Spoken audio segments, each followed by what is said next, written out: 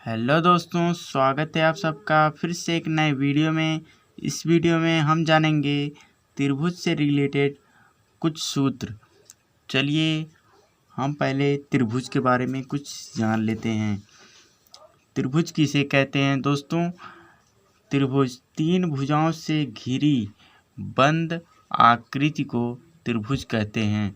जैसे कि तीन भुजा हो, ए और बी, ए से लेकर बी तक एक भुजा हुई, और बी से लेकर सी तक एक भुजा, और सी से लेकर ए तक एक भुजा, यानी कि तीन भुजा है और इसमें बंद है, पूरी तरह से सभी ओर से बंद है।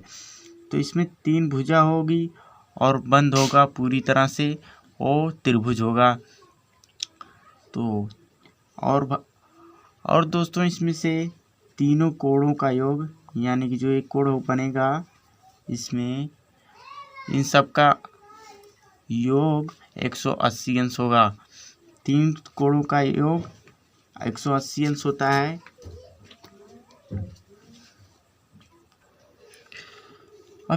अब यहाँ पर हम लोग त्रिभुज का परिमाप कुछ जान लेते हैं। त्रिभुज का परिमाप कैसे निकाला जाता है?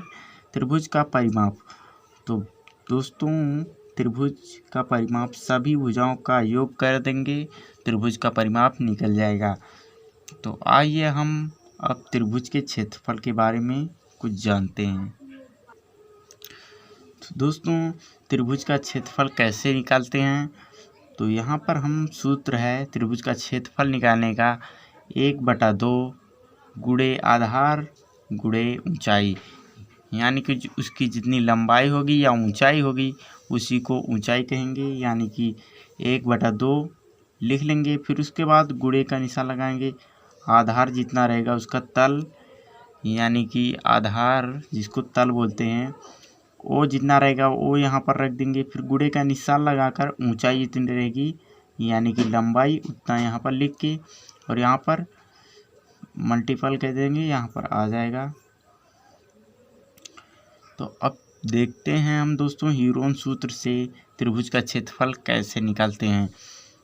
तो सूत्र इसका होता है करड़ी में यस गुणे यस माइनस ए गुणे एस माइनस बी गुणे एस माइनस सी, जहाँ यस बराबर 1/2, यस का मान दोस्तों 1/2 गुणे ए प्लस बी प्लस सी, यस का मान 1/2 गुणे ए प्लस बी प्लस सी होता है। जो जहाँ जहाँ ए रहेगा वहाँ वहाँ 1/2 और ए प्लस बी प्लस सी रख देंगे, यानी कि ए का मान भुजा ए का मान होगा और भुजा बी का मान और भुजा सी का मान। इसका मतलब ए और बी और सी का मतलब होता है ए भुजा ए का मान और भुजा बी का मान, भुजा सी का मान। तो अब हम देखेंगे समद्विबाहु त्रिभुज में इसका क्षेत्रफल और उससे रिलेटेड कुछ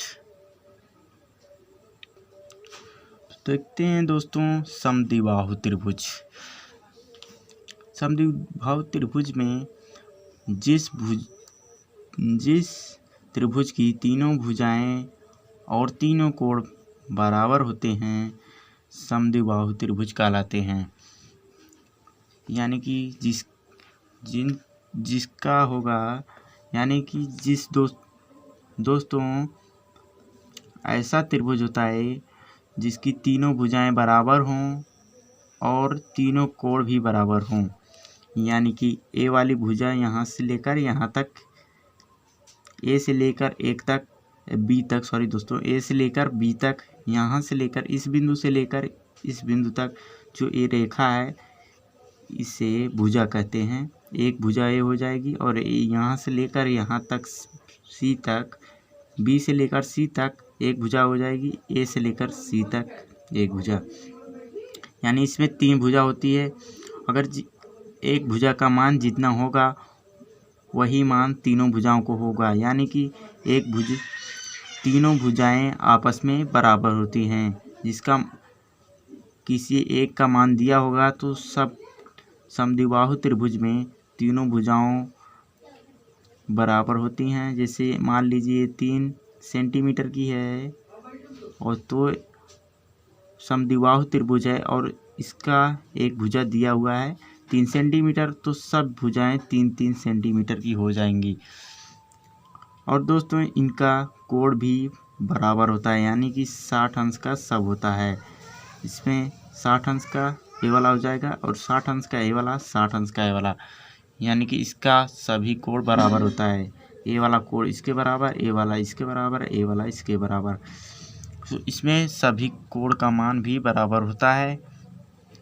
चलिए हम समद्विबाहु त्रिभुज का क्षेत्रफल देखते हैं।